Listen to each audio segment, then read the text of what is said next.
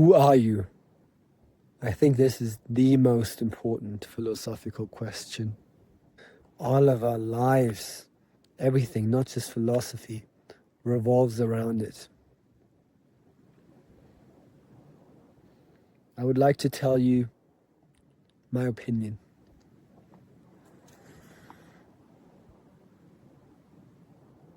It feels like a truth I have uncovered, and I would like to share it. So,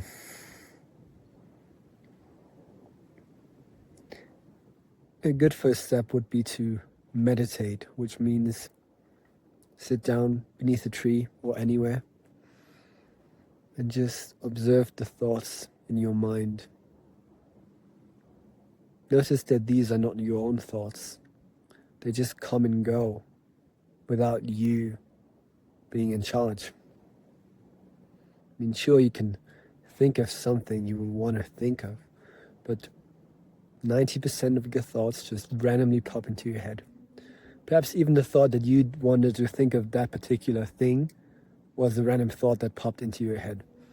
So just sit back and observe this happening. If you do this for a while, you might start to feel a sense of unity with all of being.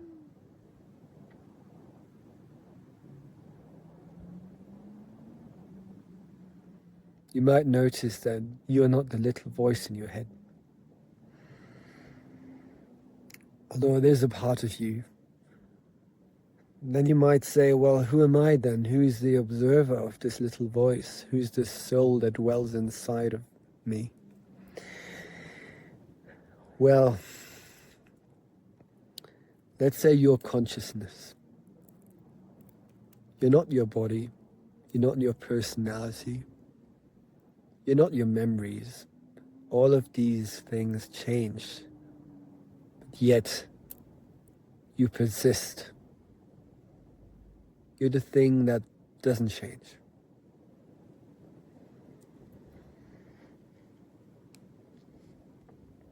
So if you are this pure consciousness, stripped of memory, personality, emotions, and body,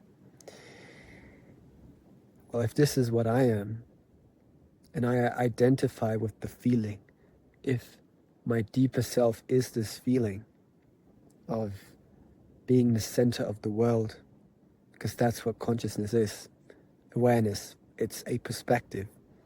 It's the feeling of being at the center. And if this feeling is the same for you and me, and it means we're the same being.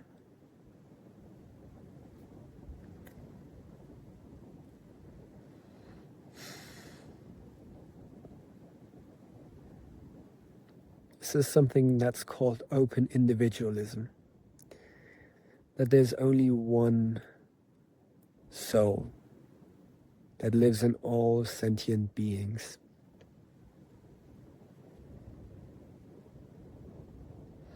I also think that you cannot distinguish between conscious and non-conscious things. I mean, consciousness is a spectrum, obviously. I mean, it's not obvious, but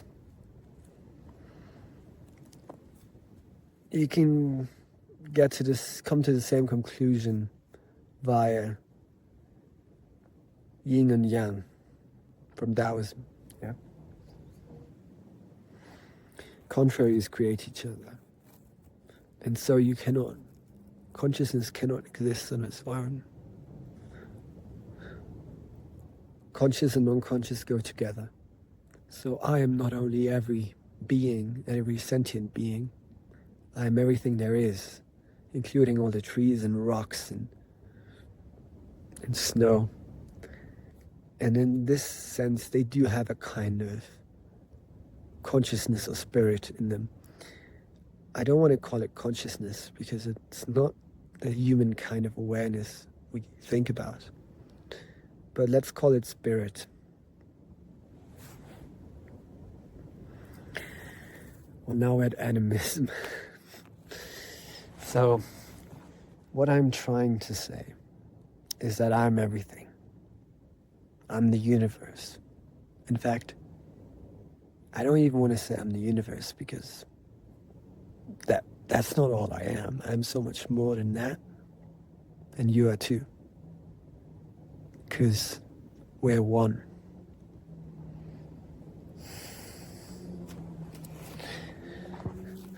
It all depends on what you identify with. Do you identify with... let me give you an example. Let's say you have something precious to you, or your health or your body that you identify with. What if for whatever reason or illness, you weren't able to keep it? What if you suddenly look different one day from an injury? If you identify with that body, then you're dead. With what you see in the mirror, if that's what you identify with, then if that's gone, then you're gone. But it's not really what you are, is it? What you are is this deepest sense of awareness.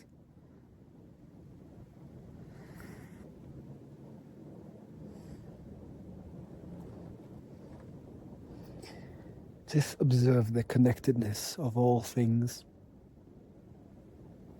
How could you separate yourself from the rest?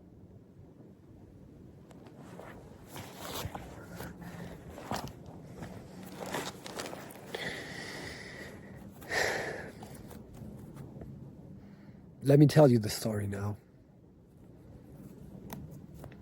So, there once was a all-powerful, one single God.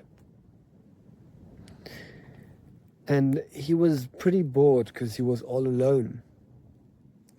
So, he decided to create a cosmic theater. And in this cosmic play, he had to take on all the roles by himself, because he didn't only want to be an actor, he wanted to be a spectator. And he was all by himself, right? And so he takes on these different masks, and he has to forget that he's God in order to be a spectator, right? It's just like when you dream, when you go see a great movie, you can somewhat forget that it's just a movie. So this almighty God creates this theater, the purpose of experience. And all these interactions in the natural world and in our society. People talking to each other, people loving and hating each other. But even, everything in nature, like rocks and grass and clouds doing their thing. That's the play. That's God playing with himself. Because in the one unity of all being, there is nothing else.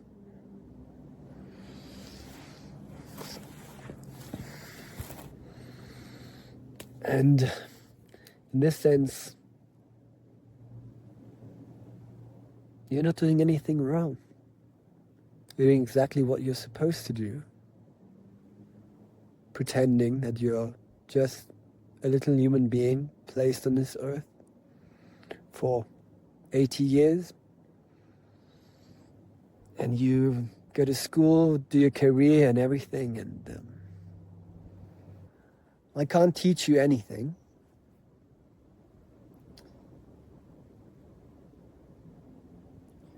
I wanted to help you integrate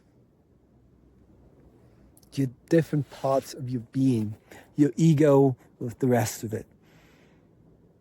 You're already good enough the way you are. You just need to look more closely. Isn't it all so beautiful?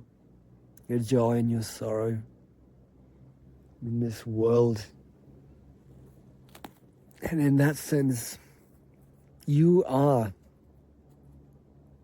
the fundamental thing, and you're it. That's the expression. What else is that? I mean, it's all about you. But don't confuse your ego with your deeper self. When I say it's all about you, I'm not talking to your ego.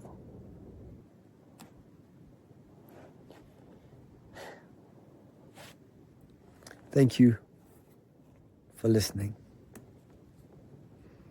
I hope I could offer you some existential peace. And I hope you have a wonderful rest of your day.